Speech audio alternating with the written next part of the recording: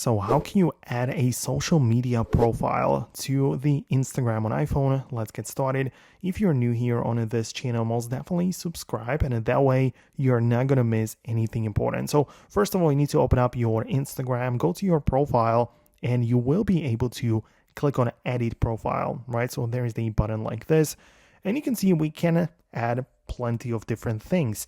So the way you can add like a different social media is by clicking on the links, tap on, if it's a WhatsApp, you can add it right away because it's like connected, right? But you can tap on add external link, paste in the URL, like you can copy, I don't know, like your Snapchat or whatever else, paste it in here and then give it a title, right? So it might be something that you are like interested in, or I don't know, just how you want to present it to other people.